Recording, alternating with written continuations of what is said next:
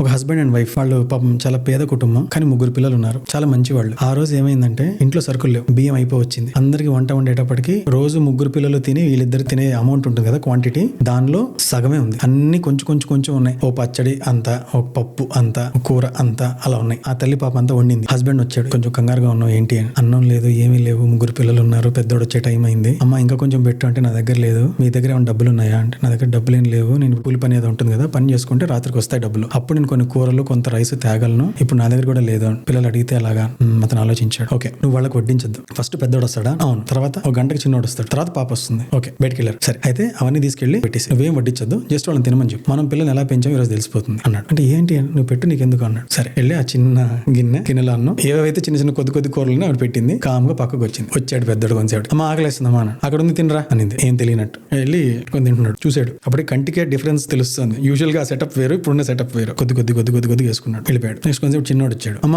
ఆకలేస్తుంది, అక్కడ ఉంది తినరా అనింది. వెళ్ళి మళ్ళీ చూసాడు, మళ్ళీ అందులోంచి కొంచెం తిన్నాడు. అందులో నెక్స్ట్ పాప కూడా తినమ్మా చూసింది, మళ్ళీ అందులోంచి కొంచెం తినింది. తినిన తర్వాత వీళ్ళ అమ్మ నాన్న ఇద్దరు వెళ్ళి చూస్తే వాళ్ళు చేసిన అన్నంలో కూడా ఇంకా కొద్దిగా అన్ని మిగిలి ఉన్నాయి. ఇక్కడ ఏం జరిగింది, ఫస్ట్ అన్నయ్య వచ్చాడు, నెక్స్ట్ నా తర్వాత 2-3 ఉన్నారు తినాల్సిన వాళ్ళు, అమ్మ నాన్న తిన్నారో లేదో అని రెస్పాన్సిబుల్ గా బిహేవ్ చేసి కొద్దిగా తిన్నాడు. మిగతా వాళ్ళ గురించి ఆలోచించి రెండో వాడు తిన్నాడు, నెక్స్ట్ వాళ్ళ గురించి ఆలోచించి మూడో పాప తినింది, నెక్స్ట్ అమ్మ నాన్న ఉన్నారు. సో రోజు ఇంత అన్నం కూడా లేచిపోయేది, ఈ రోజు తక్కువ అన్నం కూడా మిగిలింది. ఎందుకు అంటే వాళ్ళు ఎలా పెంచారు పిల్లల్ని అంటే ఇంకొకళ్ళ గురించి ఆలోచించాలి. షేరింగ్ అనేది చాలా ఇంపార్టెంట్ ఒక ఫ్యామిలీలో. నువ్వు ఒకటే మొత్తం వేసుకొని తిన్నావు కదా, తమ్ముడు ఉన్నాడు, చెల్లెలు ఉంది, అమ్మ నాన్న ఉన్నారు, ఇదంతా మైండ్ లో పెట్టుకున్నారు వాళ్ళు, అలా పెంచారు. ఇంకొకళ్ళ గురించి ఆలోచించాలి, ఎంత మనమే తినకూడదు, షేరింగ్ ఈజ్ కేరింగ్ అనేది నేర్పించారు. అలా నేర్పించడం వల్ల ఏం చేశారంటే పూర్తిగా వేసేసుకోండి, ఇంకొకళ్ళ గురించి ఆలోచించారు. So that is how they came to know that వాళ్ళ బ్రాటప్ ఎంత బాగా జరిగింది, పిల్లలు ఎంత రెస్పాన్సిబుల్ గా ఉన్నారు అని. తర్వాత ఆ మిగిలిన దానిలో ఇద్దరు వాళ్ళ తల ఒక ముద్ద ఆనందంగా తిని అక్కడి నుంచి లేచారు. So we have to teach every one. మన పిల్లలు ఒక్కొక్కసారి ఒక్కళ్ళ కిడ్ ఉంటారు, మొత్తం మాకే కావాలి, అన్ని చాక్లెట్స్ నాకే కావాలి, మొత్తం నన్నే తినాలి, మొత్తం కేక్ అంతా నాకే అలా అనుకుంటారు. అలా అనుకోకుండా నెక్స్ట్ వాళ్ళకి ఇవ్వాలి అనేది స్ట్రాంగ్ గా మైండ్ లో ప్లాంట్ చేస్తేనే ఇలాంటి ఒక రెస్పాన్సిబుల్ బిహేవియర్ వస్తుంది. సో షేరింగ్ ఈజ్ కేరింగ్ అనేది చాలా ఇంపార్టెంట్.